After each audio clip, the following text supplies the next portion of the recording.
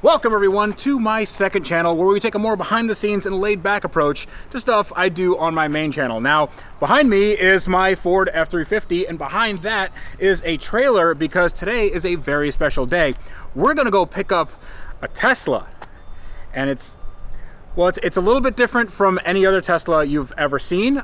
This is not mine. I have not made the leap to buy my own Tesla, but I think this is gonna be one of probably the most interesting Tesla you guys have ever seen.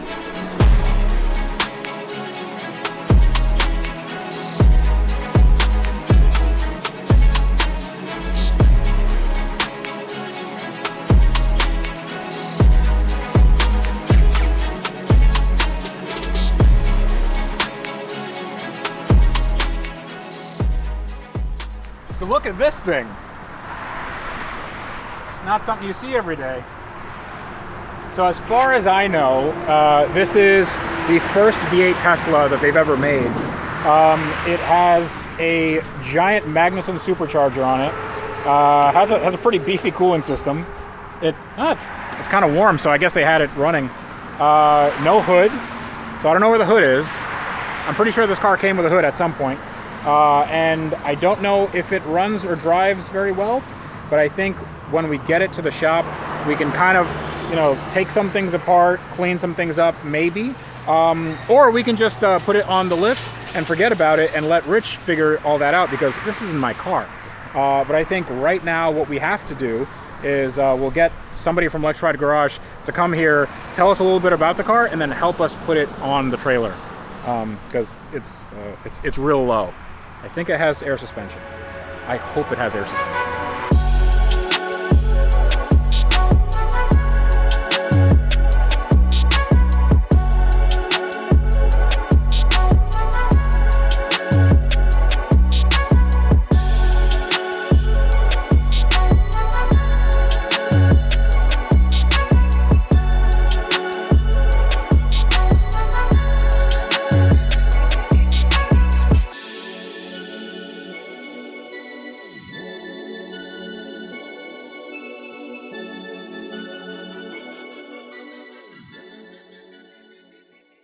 So this guy is Chris, and he runs a place called Electrified Garage. That's where we are right now, and that's where this car has been sitting or sleeping for a very, very long time. And Chris is very happy because he gets to have a space back in his shop. Yeah. Well, they need room for more cars to work on. Yeah. Nothing more to sleep here, hopefully. Well, Chris his shop is full of some of the most interesting EVs I have ever seen in my life. You got stuff that, it's not only Teslas and regular OEM stuff, but he has full EV conversions and custom stuff that you can only find at Electrified Garage. So if you guys ever need any EV, really specific, custom bespoke EV stuff, this is the place to go. But this is not an EV. No. Yeah, it used to be, it's not anymore. Right, this is the biggest middle finger to Elon you can give.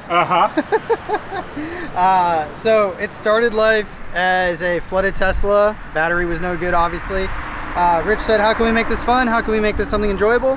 So he reached out, a junkyard actually said, hey, we got the whole driveline out of I think it's a 2012 Camaro. Yeah. And Rich is like, perfect. Everybody else has talked about LS swapping one. We're actually going to do it. Yeah. So that was the first iteration of this car. And then Magnuson saw it at SEMA and was like, hey, we can make this better. Yeah. So they sent us a supercharger, and we put the supercharger on, but in the middle of that, the oil pump actually went bad. Yeah. So we took everything apart, rebuilt it, stroked it, so now it's 6.9 liters. 6.9 liters? Yeah. Nice. Yeah. All we need is 420 pounds of boost and be all set, exactly, right? Yeah. So it makes about 15 pounds of boost now. So conservatively, it's about 800 horsepower. Other than that, it's got a twin disc clutch. Still has the original TR6060. It has an S1 sequential shifter on it. Yeah. We rebuilt the rear end, put 390 gears in it. The subframes are original to the car. All of the suspension is original to the car. The only thing we did was aftermarket air from AirTech, and it's got Magic Air management. Okay, cool. So that's a lot of stuff that I'm gonna pretend like I knew what any of that meant. But it does look really pretty. Does it have a hood? It does, but it doesn't fit with the strut brace. And Okay. you're not going to find a cowl hood for a Tesla anytime soon, I don't think. Well, so. you know, maybe Maybe listen, we need to make one. Yeah, the day is young, my friend. Right? So cool. So this, if you guys didn't know, is Rich Rebuild's car, and this was at SEMA 2 years in a row. It made quite the splash on social media when they had the first V8 Tesla, and then the next year when they had everything supercharged. So all the Tesla stuff works. Door handles work. The screen still works. It'll navigate you to a supercharger if you want. It'll navigate you to a supercharger? Even though there's one under the hood, yes. Yeah, exactly. Like it navigates you right there. Yeah.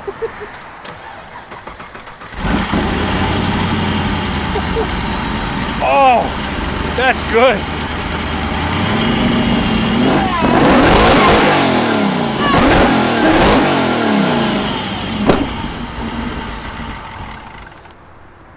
Okay, that's reckless. That is, oh man. So I didn't notice, but it has like NASCAR side pipes. So you see everything, all the leaves just. Well, there's usually a plastic panel that always breaks off on every Tesla. Uh-huh. So we're like, screw it, we don't need those. So yeah, it's just oval piping, X-pipe, no mufflers, just straight pipes. Okay, wonderful. So take a look back here. Usually you'd have people sit back here or you just have trunk space. Right here is a 10-gallon fuel cell, and I mean, this is like a work of art. You got a battery, which basically makes this thing a hybrid. But like, dude, this is amazing. This is really good work. Yeah, no, they did an amazing job when they had put it together originally. And we just had the luxury of putting the supercharger on and making it more fun. So how long did this whole process take to convert a Tesla to, you know, internal combustion? I think it took about 2 years total. Wow. The biggest thing was there's obviously no transmission tunnel in a Tesla. And it's all aluminum, so we had to go and basically fillet the whole middle of the car, build a transmission tunnel over the whole thing, and then somehow get the interior to fit back together the way it was supposed to. And then, you know, there's obviously no room. Like underneath, it's impossible to get in there and try to put things together. If you DM'd Elon and said, hey, check this car out, I mean, he's seen that. He had to have seen this car. There's no way he didn't. There's no way. Yeah. So, I don't know. Like, he seems to have more of a sense of humor these days. He's kind of loosened up a bit. He's not so, like, I'm going to save the world all the time. Yeah. You know, where he told everybody to go F themselves on Twitter. So, right. So I don't know. Maybe he'd be like, this is kind of a cool, he can appreciate engineering. Yes. You know, a lot of engineering went into this. This wasn't just like, hey, we're going to do this in a weekend. So. No, it's super well done. Yeah. So there's a battery disconnect switch right here, right? Yeah. So is that already off? No, it's on right now. Okay, so if I turn it off. Yep. Okay. So now the car's off. Yep. And that's the way you turn the car off. It's basically race car stuff. So every day is a new day for this car. Just forgets who it is and what it is. Then you turn it back on and it's like, oh, I have a supercharger and a V8. That's nice. Yeah, the only thing we didn't integrate was like the key doesn't turn the car on. The key opens and locks the doors. So the doors will still lock, but there's not like, you basically just, that's your ignition switch. It's because you guys weren't trying, you know? I feel like, you know, you guys really dropped the ball on that last 2%. You know, that's where everything counts. No, this is amazing. I mean, just look at the electrical wiring you guys did. Everything's super clean. Yep. You have the relays, you have the battery, you have all the AN lines going, and they're not all jumbled up. Like I can imagine that taking a Tesla apart, like it's not going to be like this. Like taking a stock Tesla apart, there's going to be a lot of like, well, you know, they did it that way, and we don't know why. I think the unfortunate thing is too, Chad is like neurotic when it comes to this stuff. Yeah. A lot of what you did you don't see, because behind that dash is like, he had to marry all the Tesla stuff with all the standalone fuel management stuff. Oh my God. So like, it's a work of art behind the dash. Maybe you'll get to see it, but like the average person's never gonna know all the extra time and energy it's gonna do. Well, you guys should feel really, really proud of yourselves, because nobody has been able to do this, you know, especially to this degree in the world. So this is when you talk about one-of-one cars, there's nothing like this on the planet. Hey guys, so I'm taking a quick detour because it's lunchtime and I wanted to talk to you guys about our sponsor, Just Meats. So if you haven't heard of Just Meats, then you are missing out, because it simplifies meal prep and it makes it fast and requires no cooking skills. I don't have any cooking skills. And it's super simple to make tasty and nutritious meals in no time at all. So Just Meats gives you restaurant quality at home without paying restaurant prices. And there's also a money-back guarantee. So Just Meats is pre-cooked and pre-seasoned meat that you can have ready in just 2 minutes. So there is a huge range of options available, from roasted diced chicken breast to Texas pulled pork, to smoked Texas brisket, ground beef chuck, herb roasted chicken breast, and Hawaiian chicken teriyaki, to name a few. And there's no artificial colors, no artificial flavors, and it's grass-fed and grass-finished beef. And every package is shipped in an insulated box to make sure they maintain optimal temperature all the time. So each pack of meat has a ton of protein, so it is a very smart choice if you're looking to eat healthy on a budget. Now, if you go to justmeats.com/2varish, you can get $15 off your order, and you can stack that on top of existing discounts. So if you're a new subscriber, then you get 25% off plus my discount code 2varish. It's in the link in the video description below. Go check it out right now. So we are in a really kind of busy area. So we should probably put this car on the trailer and then take it back, and then we're gonna see what's wrong with it or what we can do to make it a little bit better. As a Tesla owner, what do you think about that Tesla? Oh, what? Which one? The one with the funky engine there. Oh, I think that's really cool. I'm gonna do it. I'm gonna do the same thing with mine. I won't K-swap it, but I'm gonna do 2 K-swap. So it'd be a K-swap up front and K-swap in the back. That's a sonic boom of VTEC. Yep. So I gotta make sure it stays all-wheel drive. So.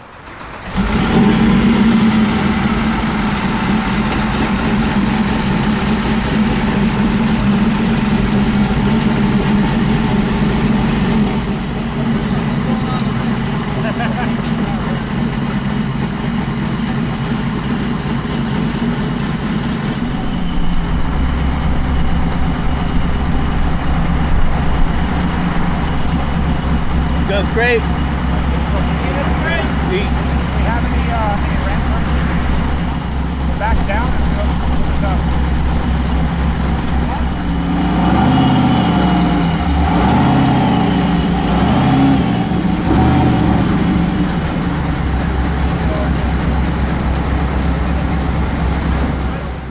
Don't judge me.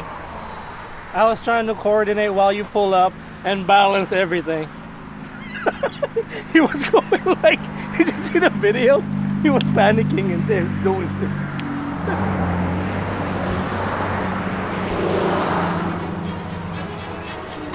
Ta-da!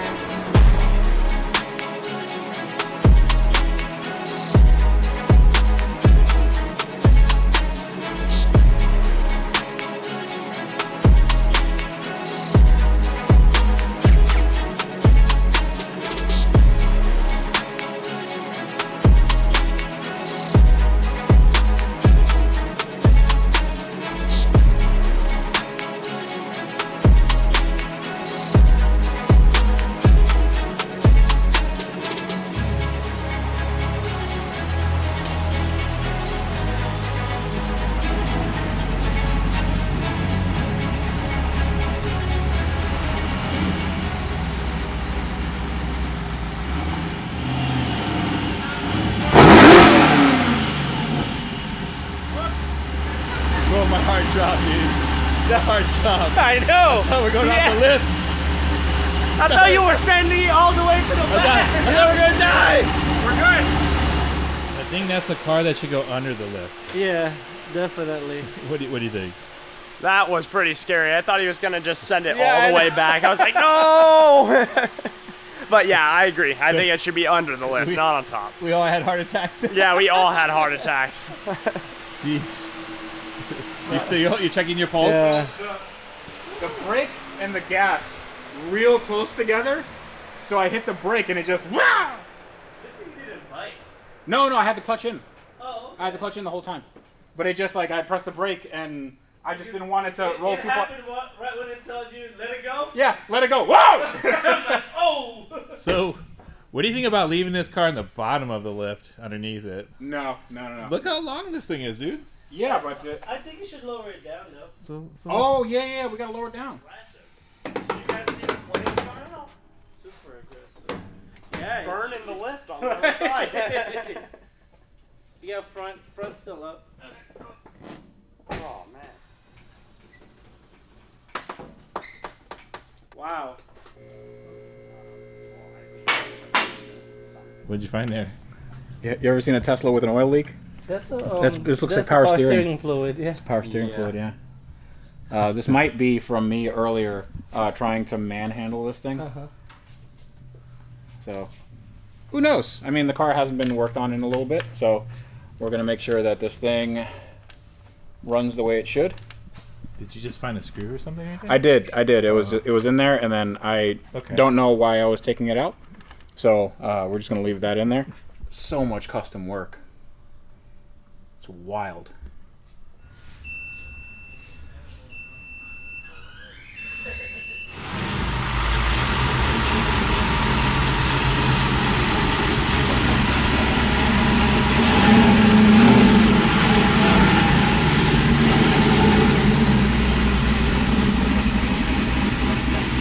Sounds so sick. What do you think? That sounds crazy, man. I ain't gonna lie. All you hear is just a whole bunch of chop, chop, chop, chop, chop.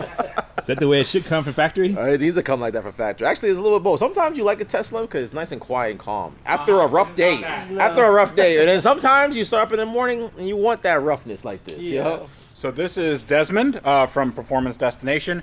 He knows everything there is to know about tuning, whether it's Supras or Evos. He tuned Jack's Evo, and it made quite a bit of noise, quite a bit of power, and Jack is smiling ear to ear every day. Now, I asked Desmond to try to see what the world's first V8 supercharged Tesla needs, and we're gonna find out because I know nothing about this car. This car has been through a lot of iterations. It's been naturally aspirated, it's been supercharged, it's been through a lot of hands, and honestly, we just need to have like a baseline of what this car actually needs to go down the street at an incredible rate of speed. So he's gonna turn his bleep bloop machine on and then see what we need. Yeah, right? Yeah, I think. see what it does, man. See what it does. See what's been missing this whole time. Well, we'll see. Hopefully, I don't know. I know nothing about this car, so good luck. So take a look at this. Yeah, I don't think it's ever been like fully properly tuned. Yeah. You know, I think it's like it maybe a generic map, you know, where it's just scaled from idle up for like fuel increase, but I don't think it's been tuned to like in steps as it's from negative vacuum, like cruising and idling, and then as as the car will start stepping into boost and whatnot, it's just a regular generic fuel map. So it's almost like a base map. That's what it kind of looks like. Kind of looks like a base map. A good fire up idle map. Yeah. You know what I'm saying? And then the ignition map, that also looks very generic as well. So it doesn't look like none of that stuff has been set up or scaled. None of those transitions for what it needs into boost. That's why the car is running rich, you said. Yeah. And you know, so there's still quite a few work that needs to be done on this. But the idles and everything fires up. That's only part of the problem, but or part of the situation there. But it needs some work. But it's not like it's not doable. So it's very doable. It's just kind of just seeing the thing as a whole without touching anything, and then see where we're at once things start getting set up right. So when you plugged everything in, you noticed that it had some error codes. What were the error codes you were saying? Man, I think that's a Christmas tree. You got a bunch of throttle codes. So the throttle could be a problem. Yeah, you got a bunch of throttle codes. A lot of it is throttle codes and voltage reference codes. You have the ECU temperature code, like you mentioned. Could that be the throttle body, or is it a software? It could be, you know. Or I'm gonna test. I'm gonna see if it has like if the throttle has been like scaled for like throttle off, throttle on, and make sure that is set up right. Maybe it's out of whack. Maybe it's trying to, you know, you're pressing the throttle down and it's never been scaled or never been like calibrated. So, you know, I don't know. I'm just kind of viewing everything as a whole, clear the codes, see what I can come up with and what I can do, and then start seeing what codes come back and what codes don't come back, and kind of work it that way.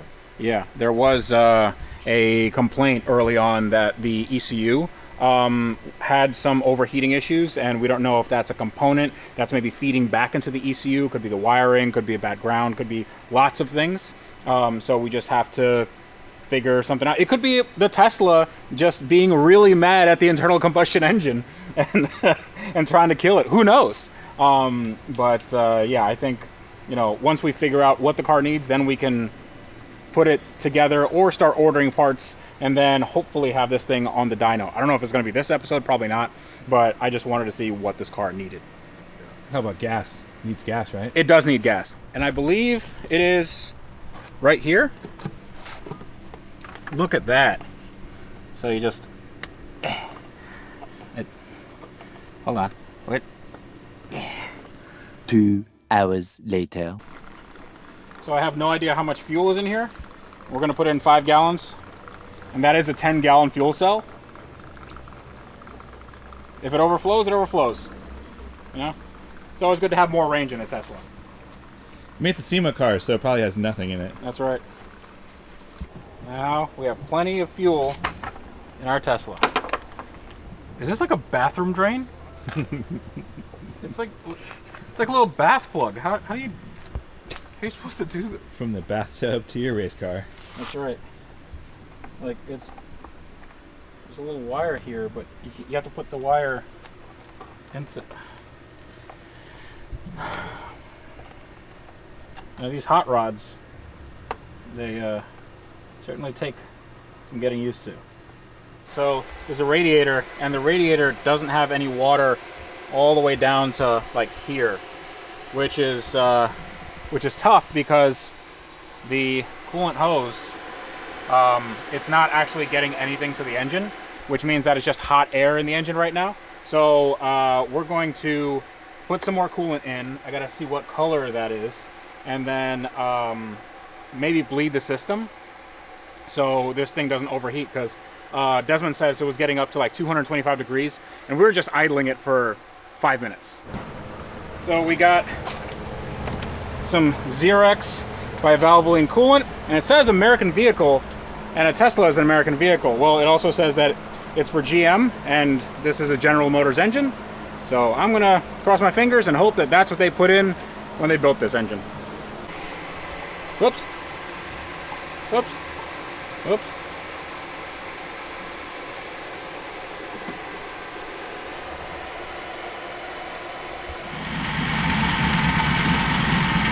There we go.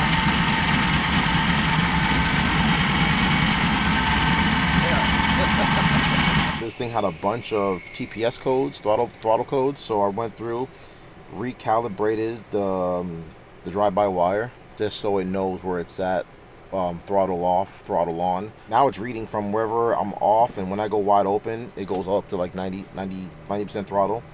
And it's kind of just go through every single tab step by step to see how it's set up, what's wrong, what needs to be fixed, what needs to be adjusted.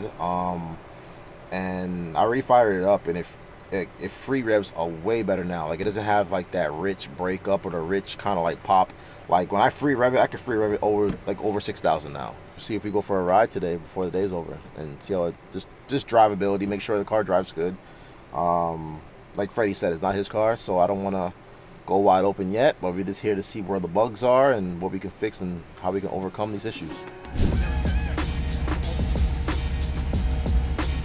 All right, Scott, what do we have here? So this is a replica of the 1967 Le Mans winning Mark IV GT40 made by RCR Replicas in Detroit. So it's got a Cleavor, a combination Cleveland-Windsor 351 stroke to a 427. So it makes 540 horsepower, 539 pound-feet of torque, and it's 37 inches tall, so it's kind of like a GT37, not a GT40. But I've never seen a Mark IV replica, so it's got the longer tail instead of a wedge at the back that Mark II's had. 66 winning if you saw Ford versus Ferrari. This car was on set, and it was going to be used in the second to last scene when Dan Gurney pulls up to the hangar, but they got into a little bit of a money fight over using the car, so they just doctored up a Mark II for that scene, so it never went in the movie. But I've never seen a Mark IV replica, so when I saw that my friend Todd Rosenthal from Naples Motorsports had the car. I said, you got to send that to me so I can market it and sell it for you. So this is a really, really rare piece. If it were original, the only one that exists, there were 12 made, they're J cars. The only red car that won 67 is owned by Ford, and it's hard to say. I mean, it's probably worth $10 million. This car, value is yet to be determined, but it is a very faithful replica, and it's a blast to drive. What would you guess if you had to put a figure? You know, plus or minus 300 grand. It's pretty unusual. There was a lot of handwork, and the chassis is spectacular. The original 12 cars were a little challenged. They had a new process for making the chassis, and it was a little challenging, and not so sure that they actually were vetted out as well as what this car has become. So basically, we got the style and allure of the 67 car with all the modern technologies that would be so much better when you're actually driving it. And it is air conditioned too. That's kind of nice. Which, of course, the real car, it would have been right-hand drive. There'd be a lot of subtle changes, but they're one-off, knock-off wheels that were made specifically to look the same. So it's a pretty fun car. It says unable to charge. Oh no. Okay, we're neutral.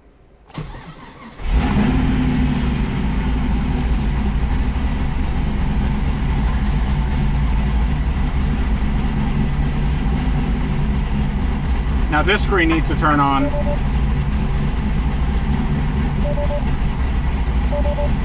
There we go. So that screen turns on. I should have power steering at some point. Hopefully the brakes aren't brake by wire or something. Like if the Tesla decides that it doesn't like things. There we go. I got power steering now. The center screen doesn't work, but that's okay. So we're going on a little test run, just normal driving, because we don't have access to a dyno right now. Neutral, and then first. That's annoying. Yeah.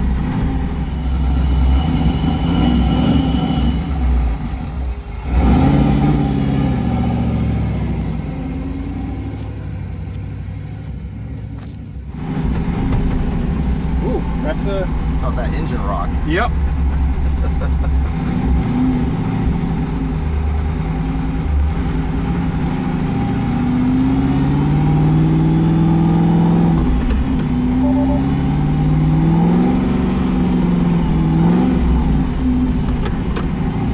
There we go. Okay, that's second.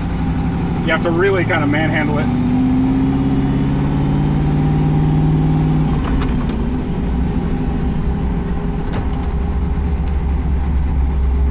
So that's interesting. Now we should be in second. That's second.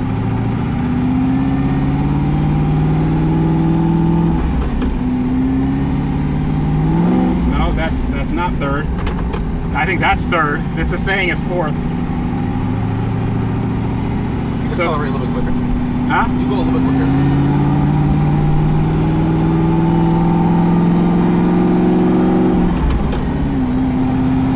Yeah. That, like I said, I know it's gonna drive normal now. Like I saw like how it was set up before. Mm-hmm. The fuel tables was out of whack. Yeah. Like a lot of the settings were out of whack.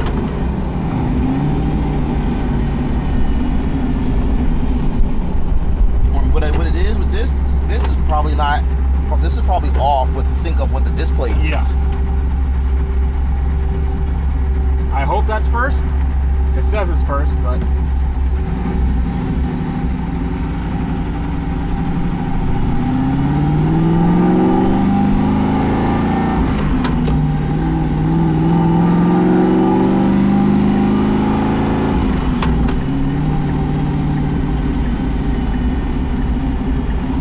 Dude, we got a V8 Tesla. And temperature staying cool now. Temperature staying good. 205, 206. Sweet.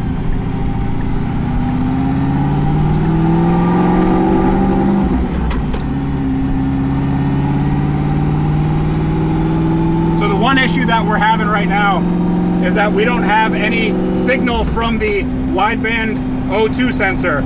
And that sensor essentially tells us how much fuel and how much air is getting out of the exhaust. Is essentially telling the car if it's too rich or too lean, if it's too much fuel or too little fuel. So it's like flying blind, but honestly, it drives okay. There's that misalignment issue. It doesn't really like going into third. I mean, I think we're in third now. Didn't explode, didn't die, in a V8 Tesla. I call that a win. Now look at it right now. So 226. that means thermostat is probably sticking. Cause as you was moving, it was probably forcing the thermostat to open up. Yeah. And whatnot. But now it's starting to get a little bit warmer. But Yeah. like it just needs a new thermostat in there. So I think it's sticky. Yeah. Okay. Well, let's turn it off. Let's let it cool off a little bit, and then then we should at some point put this on the dyno. Thanks a lot, man. Hey, no worries, bro. Yeah, I appreciate it so much. Anytime, guys. Anytime.